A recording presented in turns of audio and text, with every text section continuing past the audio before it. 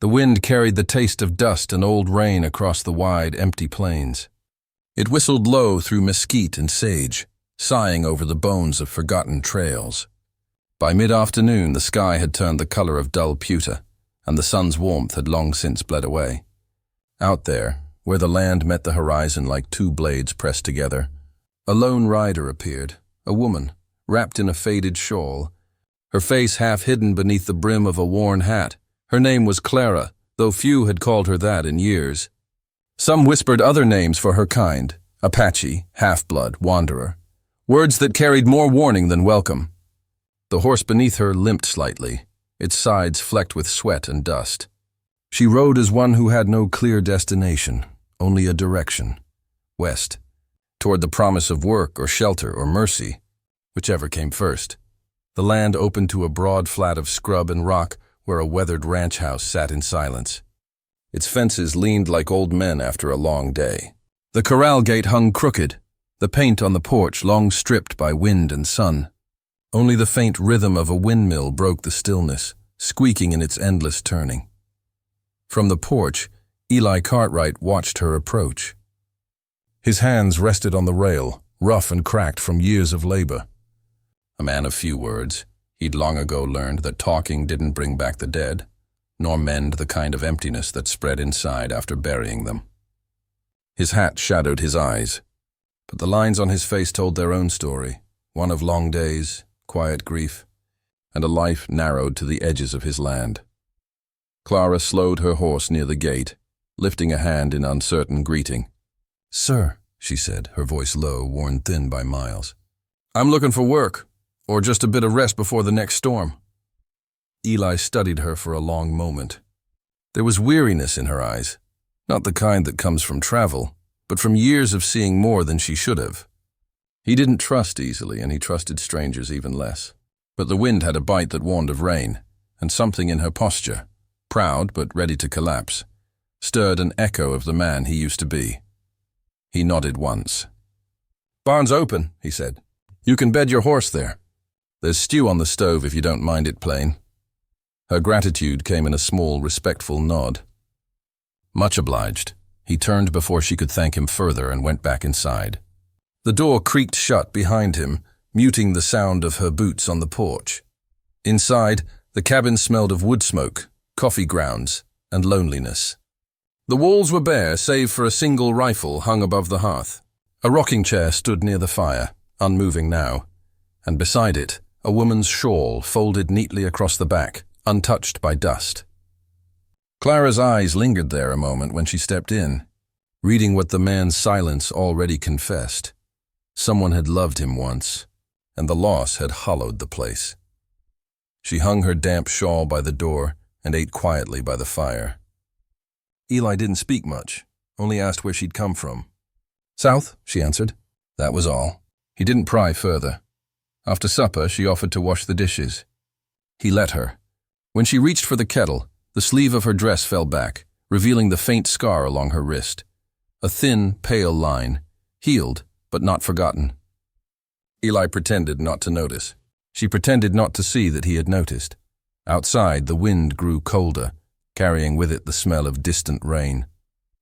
When she stepped onto the porch, she saw the land stretch endless and silent, the kind of silence that made a person feel smaller than they cared to admit.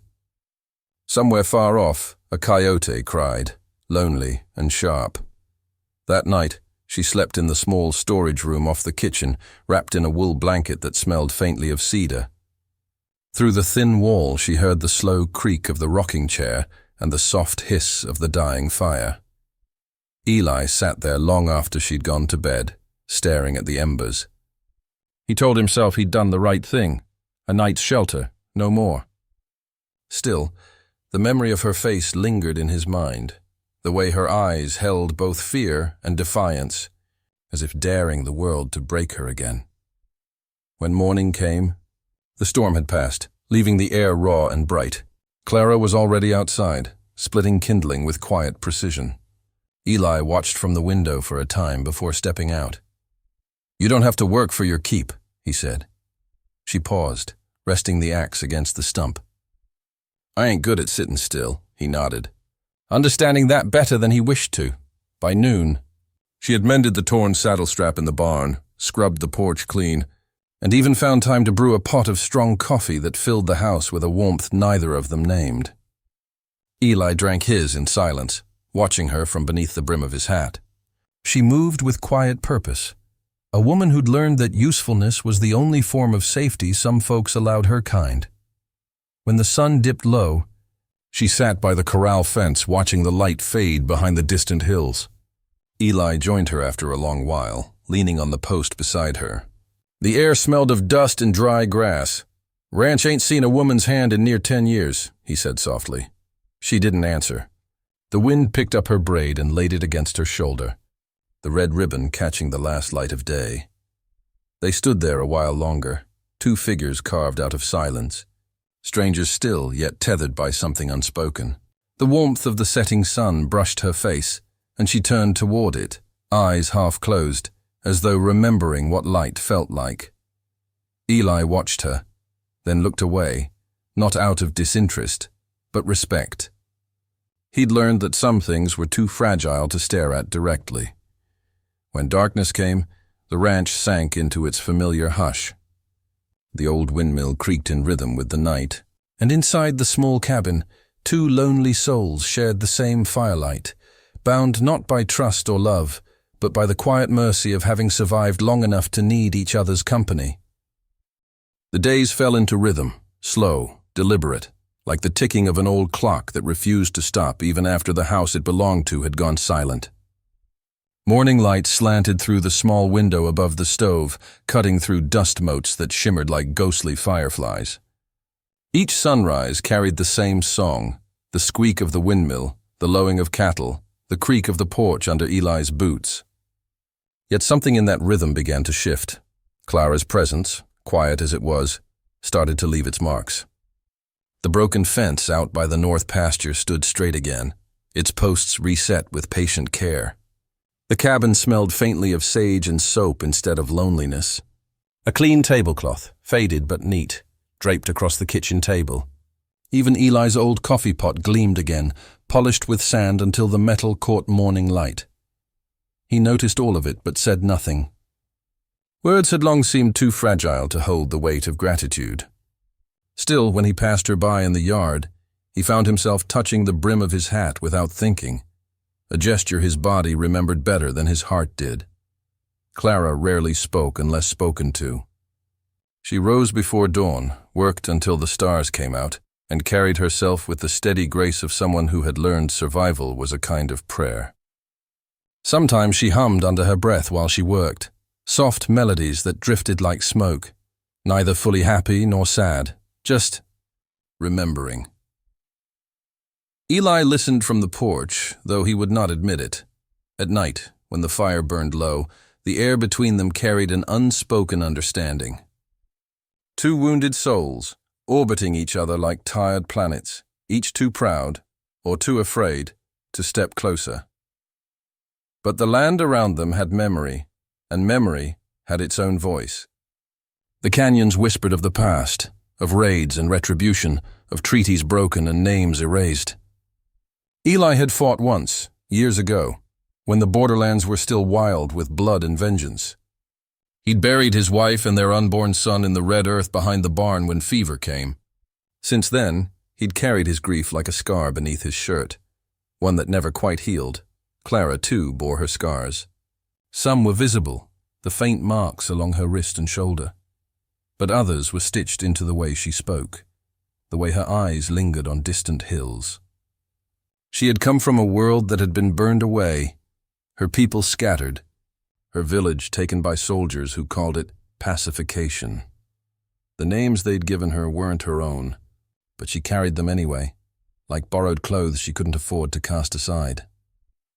One afternoon, as the wind turned warm and dry, Eli found her by the creek, washing a shirt in the shallows.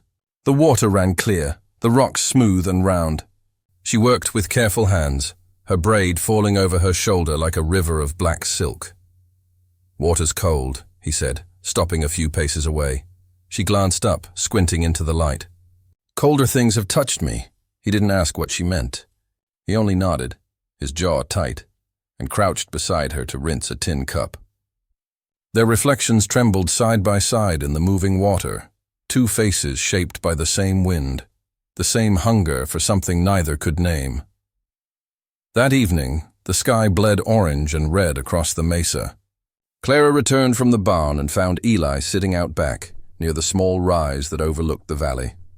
His rifle lay beside him, untouched. A single wooden cross stood in the earth, no name, just a stone at its base and a ring of dried wildflowers. She approached quietly, her shawl drawn close. The air was still. The only sound was the faint rustle of prairie grass. "She was your wife," Clara said softly. It was not a question. Eli nodded. "Martha, she liked to sit here come sundown. Said the light made everything seem honest." Clara looked out at the horizon, the sky a slow river of fire. "And the child?" His voice caught, though he tried to keep it steady. Didn't live to draw breath. "Fever took 'em both. Some days I think I buried myself with 'em." Silence followed, long, heavy, respectful. Clara knelt beside the grave, tracing the rough stone with her fingers. "In my village," she said after a time, "we marked our dead with their story, carved it on the rocks so the wind would carry it. But maybe," she looked up at him, her eyes reflecting the dying light, "maybe the heart remembers better than stone." Eli stared at her for a long moment, and for the first time since she arrived, something in his gaze softened. "You lost folk too," he said quietly. She nodded once. "All of them," he didn't press further. He didn't need to. When darkness settled, they built a small fire near the porch. The smell of mesquite drifted up into the cold night air. Eli poured her a cup of coffee, black and bitter, and they sat side by side, not speaking. The stars came out, endless and sharp against the dark. At some point, Clara reached into her shawl and untied the red ribbon from her braid. She laid it across her knee, fingers tracing its frayed edge. "My mother tied this when I was a girl," she murmured. "Said red was for protection, to remind the spirits I still belonged somewhere." Eli looked at the ribbon, then at her. "And do you?" She smiled faintly, though there was no joy in it. "Not yet." He stared into the fire, the flames painting lines of light across his weathered face. "Maybe belonging ain't something we're given," he said after a while. "Maybe it's something we build, piece by piece, like a fence that'll never stay mended." Clara considered that. "Then I suppose we keep building," she said. The night deepened, the air cooling around them. The coyotes cried again in the distance, their calls lonely and wild. The two sat until the fire turned to embers, until the world seemed to fold in around that small circle of warmth. Neither spoke again before turning in, but something unspoken passed between them. Not forgiveness, not yet, but the first flicker of understanding. Inside, Eli paused at the doorway to his room.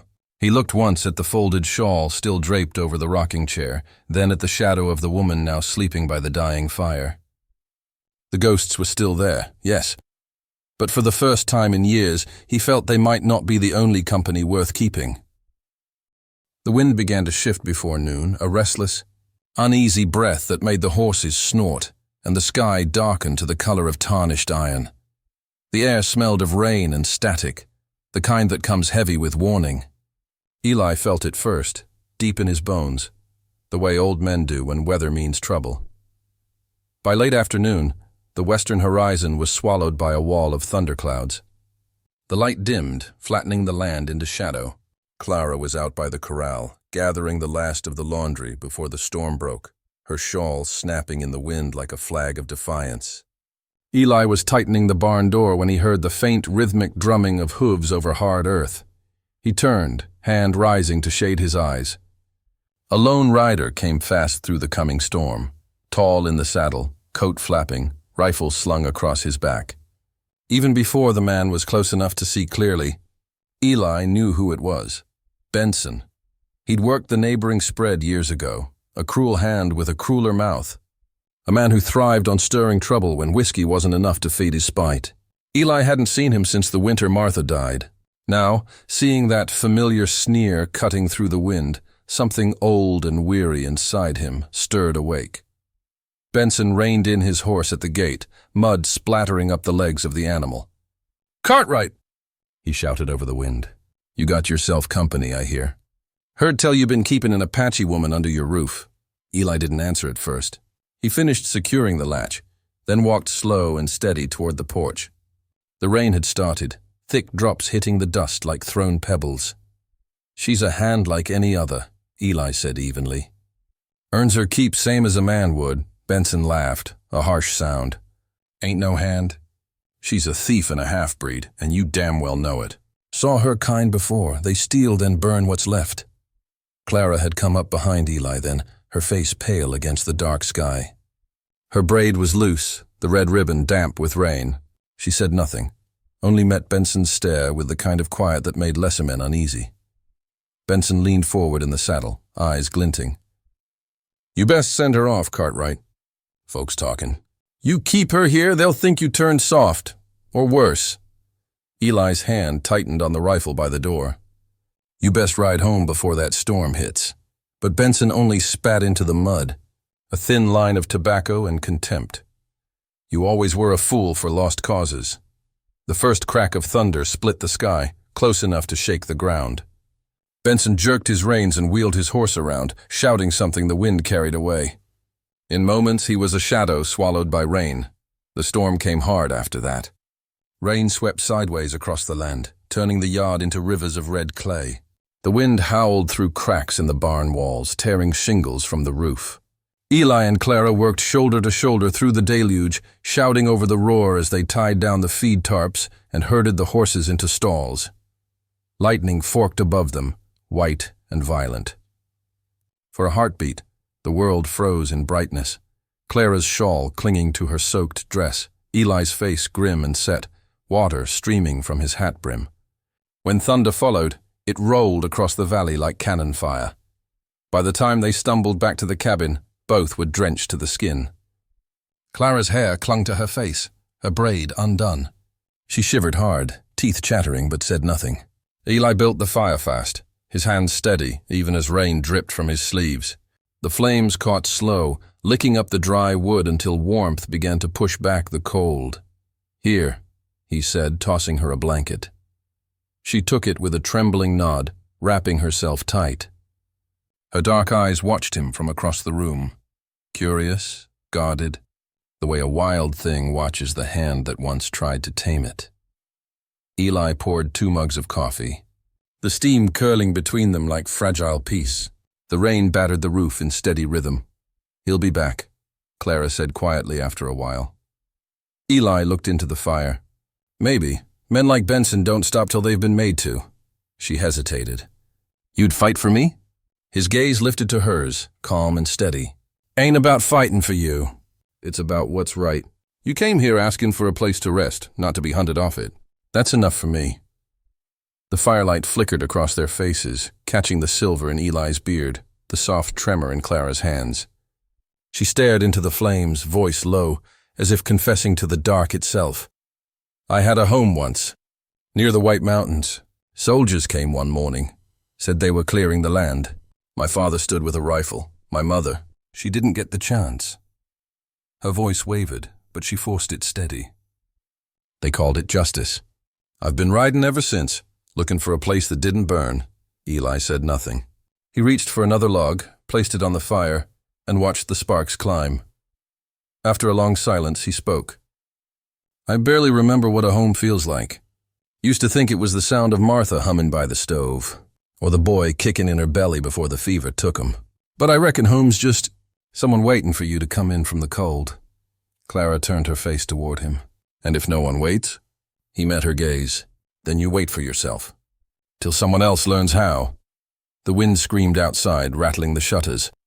Lightning flashed again, and for an instant, their shadows on the wall looked like 2 figures leaning closer. The roof leaked above the window.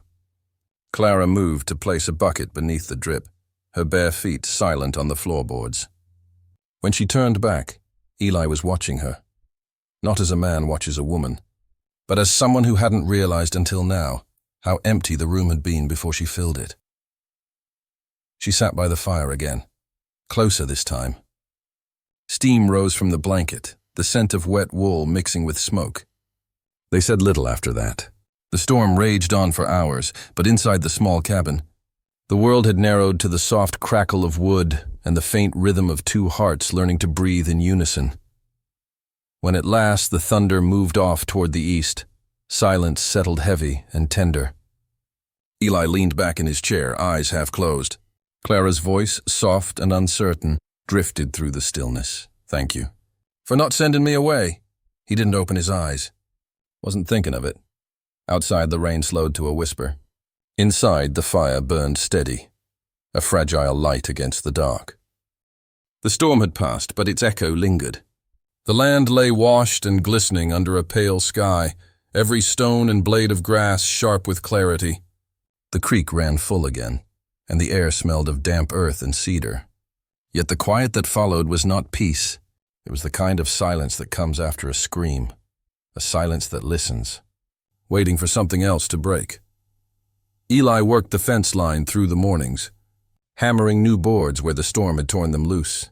Clara moved through the cabin like sunlight passing over wood, gentle but changing everything she touched. She hummed while she worked, soft songs in a language Eli didn't know, though he pretended not to hear. The sound threaded through the rooms like smoke, filling the spaces that had once held only emptiness. Some evenings, he caught himself listening for her voice without meaning to. She had a way of turning the ordinary into something sacred. Boiling coffee, folding blankets, mending tears in silence. It wasn't the work itself, but the care she carried in it, as if every small act were a defiance against the cruelty of the world. He repaired her saddle one afternoon, his calloused hands steady on the worn leather. Clara sat nearby by the open window, sewing a tear in his old shirt. Outside, the wind moved through the cottonwoods with a low whisper, like memory itself speaking.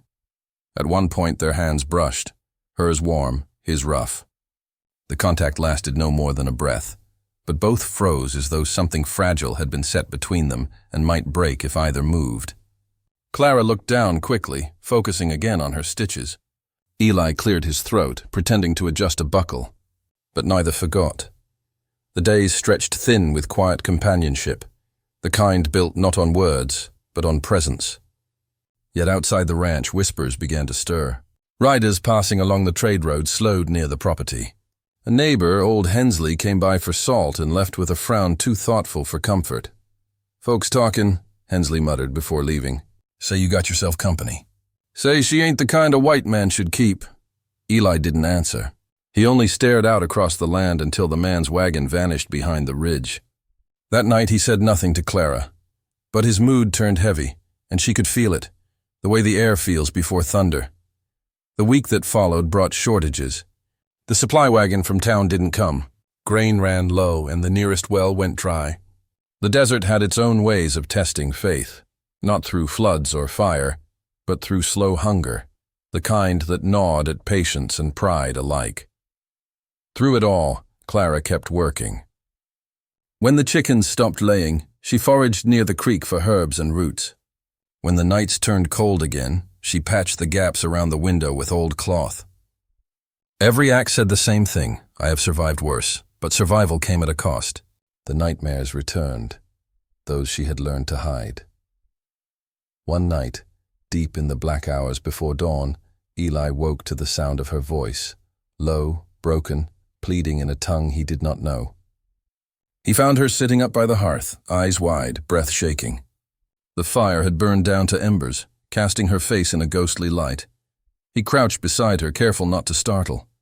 "You're safe," he said softly. She blinked, disoriented, her gaze darting around the small room. "They took her," she whispered, half to herself. "My mother. Soldiers came at sunrise. I couldn't move, couldn't scream." Eli said nothing. There were no words for that kind of pain. He only reached for the poker, stirred the coals back to life until the fire glowed steady again. Clara's hands trembled as she drew her shawl tight. "Sometimes I think I still hear her calling me," she said, voice hollow. "But maybe it's just the wind." Eli looked at her then, really looked. The strong, proud woman who had faced down storms and men alike now seemed small before the fire, her eyes distant and raw. He spoke her name for the first time, slow and careful. Clara. She turned toward him, startled by the sound of it on his lips. "You're safe here," he said again, though he wasn't sure he believed it. "Ain't nobody coming for you while I'm breathing." Her gaze held his for a long moment. Then, with a quiet, almost uncertain motion, she reached out and placed her hand over his. It was not a gesture of desire, but of gratitude, of need.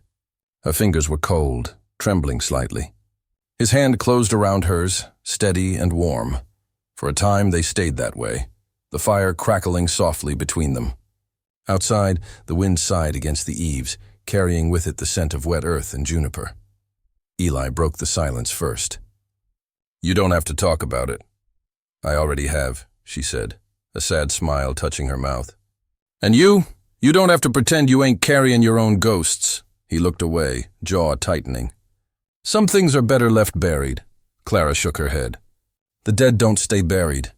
Not till the living forgive themselves." Her words sank into him like slow rain into dry soil. He wanted to answer, but the truth caught in his throat. The fire popped, sending a small spark upward. When she finally rose to go back to her bed, Eli caught her hand again, almost without thinking. "You're not alone here," he said quietly. She looked down at their joined hands, his large and scarred, hers fine but strong, and nodded once. "Neither are you." She left him sitting by the fire, staring into the glow long after she'd gone. The house creaked softly, the roof settling as the wind died. For the first time in years, Eli didn't feel the weight of silence pressing in.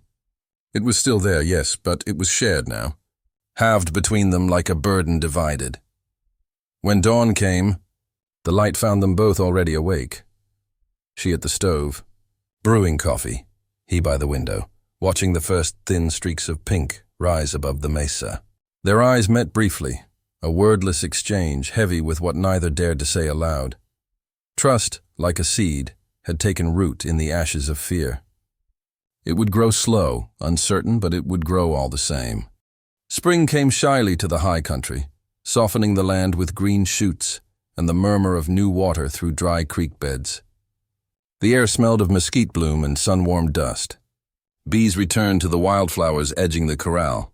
For the first time in months, the ranch seemed to breathe again. Clara rose each morning before dawn, stirring coffee as the sky blushed with light. Eli joined her without words, the rhythm of shared work settling between them, mending fences, planting feed, oiling the old saddle leather until it gleamed like chestnut. The silence that once divided them had become something else. Not emptiness, but peace. One morning, she laughed, a soft, sudden thing, like wind chimes after a long stillness. She had been brushing the mare when the animal sneezed and splattered dust across her face. The sound of her laughter caught Eli off guard. He turned from the trough, the corner of his mouth twitching despite himself. "First time I heard you laugh," he said quietly. Clara wiped her cheek, smiling faintly.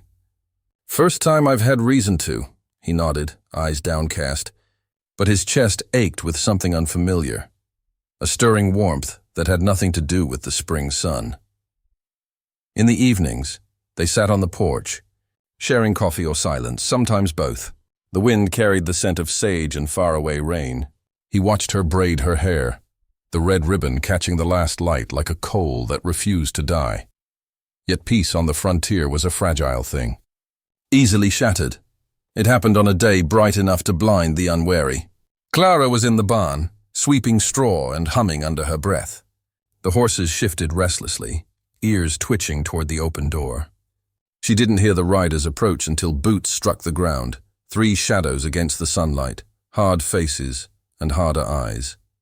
Benson led them. The same man who'd spat in the mud weeks ago. His lip bore the pale trace of an old scar, his voice carrying that drawl of a man who believed the world owed him something. "Well, look at that," he sneered. "The squaw's still here. Guess the rancher's got himself company."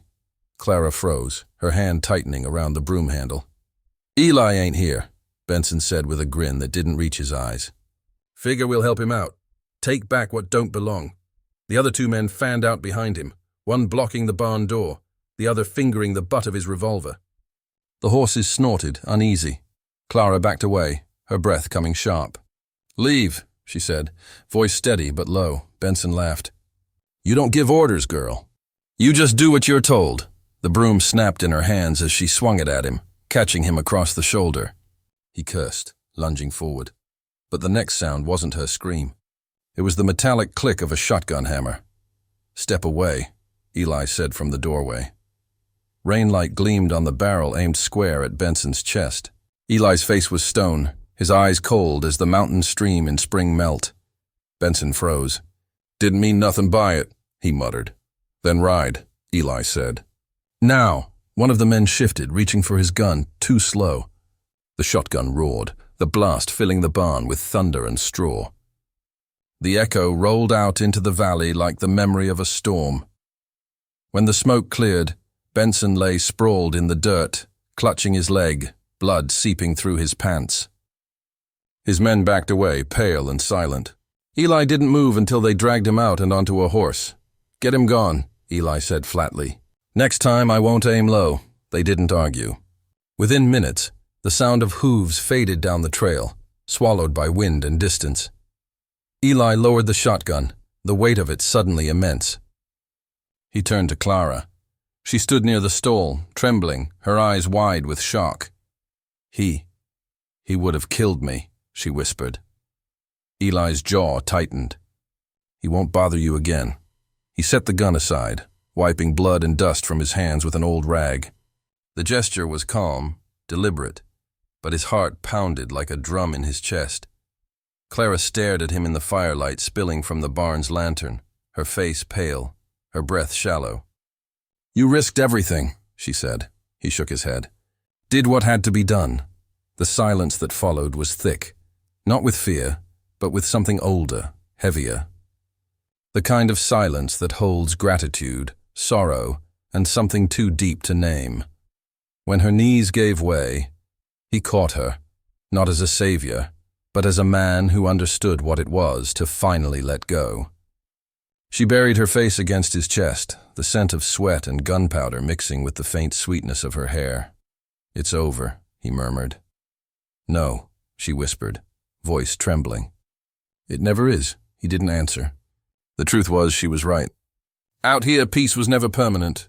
But for this moment, this fragile borrowed peace, he would fight to keep it. Later, inside the cabin, the fire burned low. The walls seemed to hold the echo of what had just happened, fear giving way to exhaustion, to silence, to something tender. Clara sat near the hearth, her hands trembling. Eli knelt beside her, cleaning a scrape on her arm with a damp cloth. "Does it hurt?" he asked quietly. She shook her head. "Not anymore." Their eyes met. The fire cast gold light across her face, softening every scar time had left behind. Something passed between them. A recognition deeper than touch, older than words. She reached for him then, her fingers brushing his cheek, tracing the stubble and the faint scar beneath his jaw. He didn't move away. His hand came up to meet hers, steady, reverent. No passion burned in that moment, only understanding. Two lives, broken by different wars, finally finding warmth in the same small room. Outside, the wind shifted, carrying the scent of rain and mesquite through the open door. The horses were calm again. The land, too, seemed to exhale. Eli leaned closer, his forehead resting against hers. "You're safe," he said again, softer this time, not as a promise, but as a prayer. Her hand rested over his heart, feeling the slow, steady beat beneath. "So are you," she whispered, and in that quiet, something within them both unthawed, not fire, not desire, but mercy. The kind that binds two people who have seen too much of the world's cruelty and still choose gentleness. Love, they would learn, was not found in firelight. It was forged there, in fear faced together, in trust earned drop by drop, and in the shared silence of two hearts remembering what warmth felt like. Weeks passed. The land, once scarred by storm and gunfire, began to heal. Spring deepened into early summer, the grass rising tall and gold beneath a sky wide enough to hold every silence they'd ever known. The world had not forgotten what happened at the ranch, but time like wind, had a way of smoothing the edges of violence. Lawmen came from town on a gray morning, their coats dusty, their questions measured. They asked about Benson, about the gunfire, about the blood on the barn floor. Eli told them what they needed to hear, and no more. Clara stood nearby, her eyes calm, her shawl drawn tight. The sheriff, an old man with a tired gaze, studied them both for a long while. Then he nodded once, not in approval but in understanding. "Man defends his home," he said quietly. "Ain't no crime in that." When they rode off, their horses kicking up slow spirals of dust, the ranch fell silent again. The echo of their departure hung in the air like a held breath. Clara exhaled first. Eli followed. Something in both of them loosened.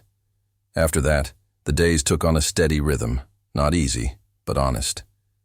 They rebuilt the corral side by side, wood creaking under new nails, the sound sharp and comforting in its simplicity. Eli worked with slow precision, every motion deliberate. Clara matched him, her strength quiet but unyielding. When the last post was set, she stood back, wiping sweat from her brow. "Looks strong," she said. He nodded, squinting toward the horizon. "Ought to hold through next winter." Neither spoke of the men buried in shallow earth beyond the ridge, or of how close death had come. The land had absorbed enough sorrow. There was no need to give it more. Each evening they returned to the porch, the air warm with the scent of sage and wood smoke. Eli smoked his pipe in silence while Clara braided her hair. But the red ribbon, the one she'd worn since the day she arrived, was gone. In its place, she used a length of rough ranch twine, coarse but sturdy, the same kind Eli used to bind fence posts and tie feed sacks. When he noticed, he said nothing, but the meaning was not lost on him.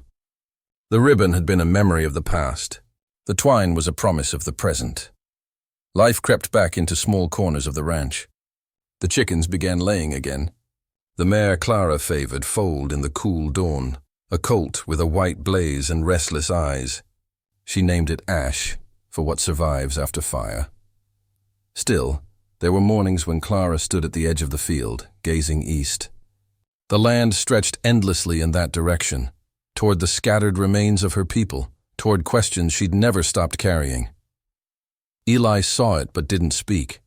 He knew that kind of restlessness, the pull of unfinished stories, of graves unvisited and names whispered only to the wind. One morning she rose before sunrise and saddled her horse. The world was still, wrapped in blue mist. Eli came out onto the porch, boots whispering on old boards. "Going somewhere?" he asked, though he already knew. She fastened her bedroll behind the saddle, her fingers steady. "East," she said. "To see what's left, to know if there's anything left." He nodded once, jaw tight. "You'll find what you need." She met his gaze, eyes glinting with the reflection of dawn. "And you? What will you do?" "Keep the fences mended," he said. "Keep the fire going." It was a plain answer, but it held more than he could say. Clara looked down, adjusting her shawl. For a long moment, neither moved. The air between them was thick with everything they would not name. Gratitude, sorrow, something softer and stronger than either. Then she mounted her horse. The sound of the saddle leather creaking cut through the stillness. "Thank you," she said quietly. Eli's voice came rough, low. "Ain't nothing to thank me for." Her eyes softened. "There is. You gave me a place to stand." He looked away, unable to meet the weight of her gaze. "Just did what was right," Clara nodded. Then she turned her horse toward the open road. The morning light spilled across her shoulders, catching in her braid.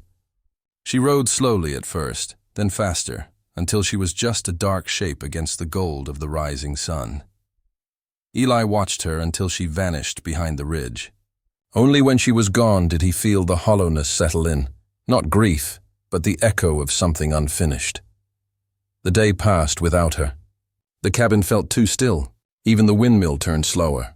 He worked through the hours as if the motion itself might fill the silence, repairing tack, hauling water, splitting wood until his palms burned. But the quiet pressed in anyway. By dusk he was sitting on the porch, the same spot where he'd watched countless sunsets with no one beside him. The horizon blazed orange, then bled to violet. A coyote called from the hills, and then a sound, hoofbeats, slow at first, then steady.